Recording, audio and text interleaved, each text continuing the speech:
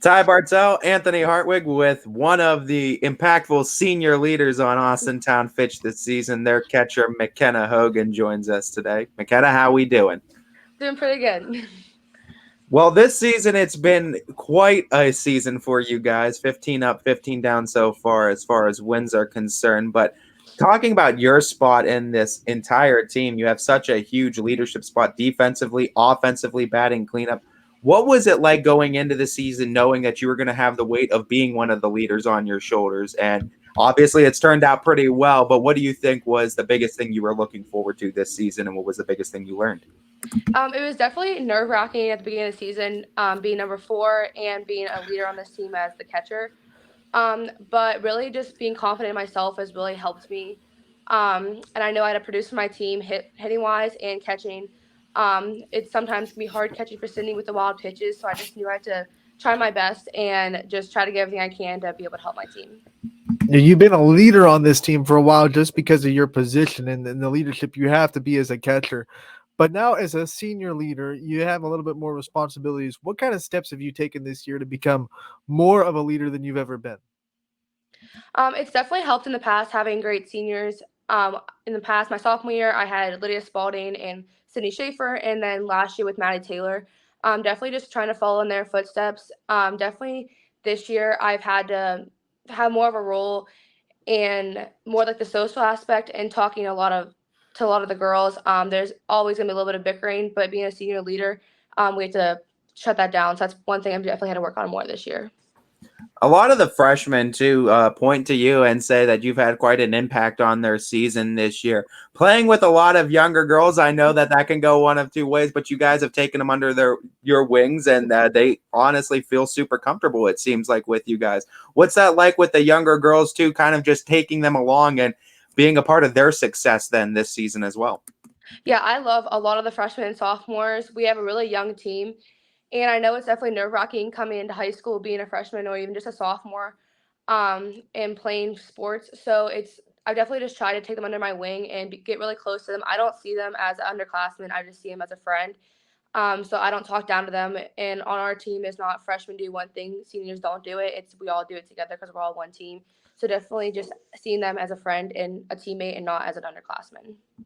When we talked to Coach Ward the last time we had him on here on YSN, talked about the work that you put into your swing in the offseason, simplifying things and trying to get to yourself the best bat you could bring to the table this season. And the results have paid dividends. So I want you to talk a little bit about the work you put into the offseason and then seeing those hard hours pay off this year with the results so far that you've gotten. Yeah, last year there was a lot of things wrong with my swing. I changed hitting coaches. I now go to Columbiana's coach, Maddie Kurtz. I go to her every week, once a week. A lot of times it's early mornings, and then I'll go to a practice afterwards. So it's just I make it a priority to go see her at least once a week, and she's definitely helped my swing. Just me and her were built very similar, so we have very similar hitting styles. So that's really helped me going to her. And I've just worked really hard with her in the off season, and she gave me a new confidence that I didn't have last year, and that's definitely you can see that in this season how I'm hitting. I think the defense too also needs to be given compliments as well. I mean, you're gunning down base runners left and right this season as well. How much work did you put into your defensive game in the offseason before senior year? I put a lot of work defensive wise. My thing I've seen a lot improvement is my arm. Last year, my arm wasn't as strong as I wanted it to be, but in the off season, I give it to my travel ball coach who made us throw heavy balls every single practice, and that definitely strengthened my arm, and you can see it this season. Let's talk about travel ball because I know last summer, I should say, you guys played a pretty tough travel ball season. I mean, you guys traveled a lot. It was not like maybe not the national travel schedule, but as close as you could get to a local travel team, getting a beefed up schedule like that. How much did that help you? Playing all that competition that you did for as a member of the Honey Badgers. It helped me a lot. Last year, we went to Myrtle Beach, we went to Nashville. So we went to a lot of these out of town tournaments, and you see new talent, and there's definitely a lot of great talent that we faced. We definitely went through a few hard patches, and that really taught me to be mentally strong. So it helped me mentally and physically playing softball. It just helped me a lot having a hard schedule going into this year at high school where we have a hard schedule as well. You catch Sid with the high school team of flamethrowing right-hander, and you catch Jay Stack too, Julie Stackowitz as well from the left-handed side. Do you think these experience catching these really good pitchers is going to help you going into the next level for your college career? Yeah, I definitely think it's probably the main thing that got me. Catching Julie, being a lefty, her balls move a lot, and that definitely helped me catching Sid because Sid's balls move a lot. So just catching Julie, who's a great pitcher, has helped me a lot. And then also catching Lydia, it's all going to help me next year when I go to college. All right, so in practice, I'm sure you get to go up against Sydney Watts a lot in live hitting. What's that like to try to get what your opponents have to experience every day? I've only hit off Sid once actually in practice. Once? Yeah, it was inside. We were indoors. I'm usually the one catching her, so I usually don't get to hit That's off her a true. lot. So I've only hit off her once, and I will never let it down that I hit off her. It wasn't a cage, so we can't say if it was a hit or a pop up, but I will always say it's a hit. I just you got to get Steve Ward back there to catch every now and then. So I should. you pick up a bat. I don't know if Coach Ward wants to. I think he might be a little. I've I never can do seen it. Ward catch Sydney ever. When we talk about that experience though in the batter's box, how different is the look from catcher's perspective to batter's perspective, and how the ball moves, and what can you say about it from that perspective? It's definitely different, but I feel I have an advantage because I've learned the umpire strike zone usually. So when I'm up to bat, I know more what to look for and what to stay away from. It's definitely different because Sydney's balls move a lot. So then when you get in the box and the balls usually aren't moving as much, it's definitely a little bit different to get used to. But I feel like I have more of an advantage because I'm a catcher and being able to see what the umpires call. As a catcher, you do a lot of stuff that doesn't get noticed in the stat sheet. You know, catchers are not the flashy position. Not going to be talked about a lot in the stat book. What's that mentality like for you doing all the under the radar stuff and the quote unquote dirty work for this team? It's definitely hard. I've gone through a lot of times where I feel defeated because I'm not the one getting a lot of credit for it. But my dad's always been able to talk me up and tell me that he always believes in me. I learned we went through this with my family, with my brother, him being a lineman, he never got any of the credit as well. So my dad always just be able to talk us up and tell us we are important and we're a big part of this team. No doubt, it's one of those old adages when things are going wrong at the line or at the catcher position, everyone notices. But when things are going good, no one really talks about it. And I mean, you're one of the defensive anchors. You're also one of the leadership anchors too in that dugout. And I asked Caitlin this, but I want to ask you it as well. What it was like taking the dugout energy under your wing as well, and having to keep up that energy too, and make sure that this is one of the loudest dugouts in the area. Oh yeah, we love having a loud dugout. We love being annoying. We'll say ourselves we are probably one of, if not the most annoying team. But we love it. We love annoying the other team. We love annoying Coach Ward. He gets mad at us, but that just makes it more fun. We have a lot of underclassmen like Abby Toth. She is not afraid to be annoying, so that's definitely helped us. All of us are really loud, and we really don't have anyone that just sits back. We have everyone in the dugout is talking or yelling at something at all times. We've asked everyone this, but we have to ask you it too. What's the favorite chant in the dugout for you? My favorite chant is one I can't even do. They scream top of the lineup when I'm up or watch the bunt. She's fast. Those are my favorite that they scream because we all know I'm slow. So I love when they scream, watch the bunt. She's quick, top of the lineup. It's just my favorite. It gets me laughing in the batter's box, and that really gets me out of my head. And don't play people. You got that sneaky speed, McKenna. Sneaky speed. Tied for third on the team in triples too. She's got a pair of them. She's got it too on the base paths, no doubt. This lineup, we talked about it though. Offensively wise, it's a juggernaut 1 through 9 this season, and you bat in that very important spot, fourth in the order too. You're batting cleanup, bringing in a lot of runs this year. What's that like too, being a part of this lineup and just being in that important role of cleanup hitter? Being in a lineup this great has definitely helped my confidence. Definitely helped my confidence because if I get out, I always know someone's going to be behind me to pick me up. So it's definitely helped with the confidence. All right, one of the things I want to ask is the way last year's season ended. I know just a little bit short.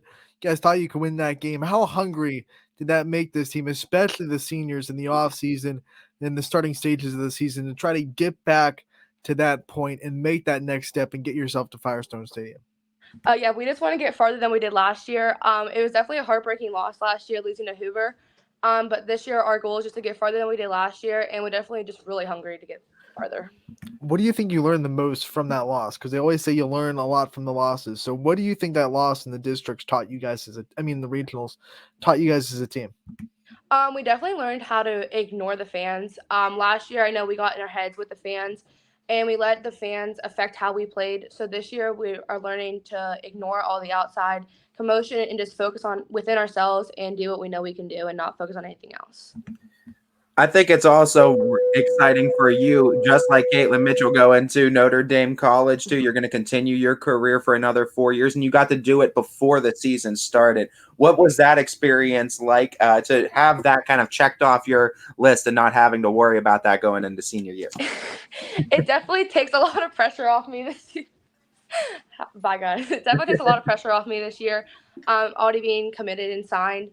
A lot of pressure I had on myself last year was to get noticed by college coaches. So already having and being committed has definitely just taken a big pressure off my shoulders. For those of you that don't know, that is the epitome of Fitch softball. What we just saw. Yeah, that's their personality.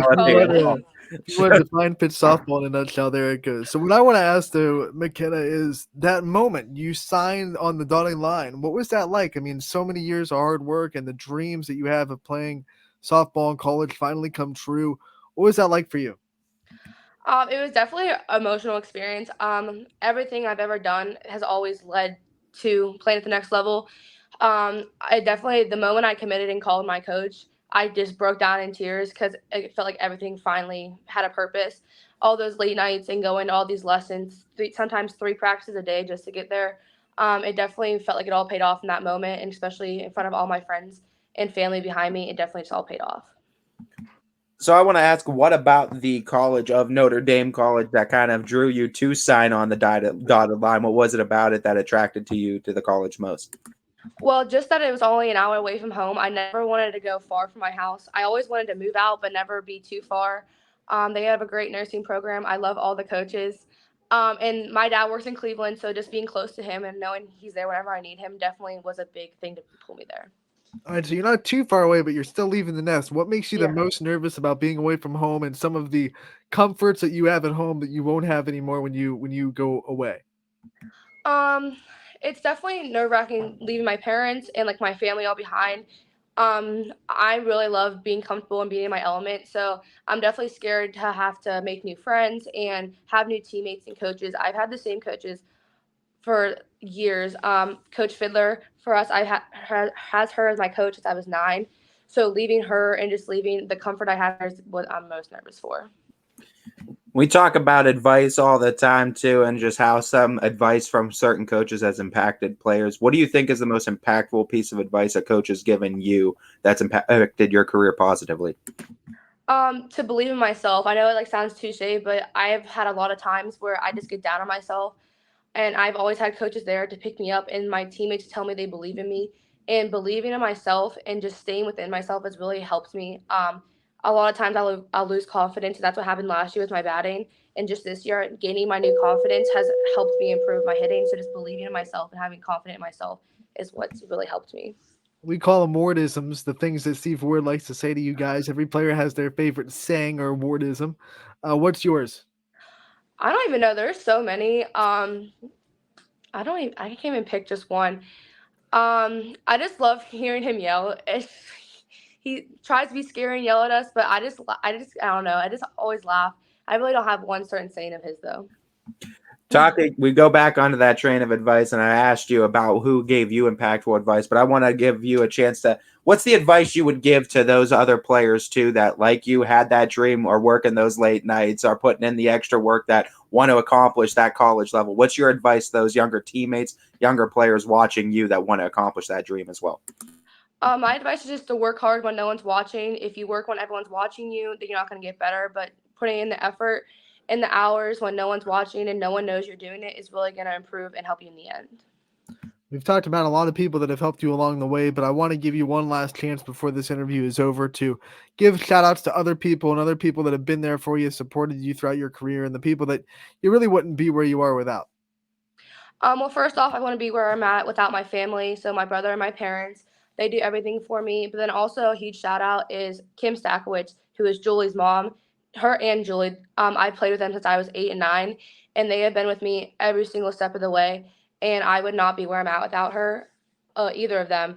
Kim has taught me so much, and she's really taught me just how to play softball and what it is to be an athlete and be a softball player. All right, McKenna, we thank you so much for your time to take with us today. We wish you the best of luck with this season. We wish you the best of luck in your future as well, as we look forward to talking to you again real soon. Thank you.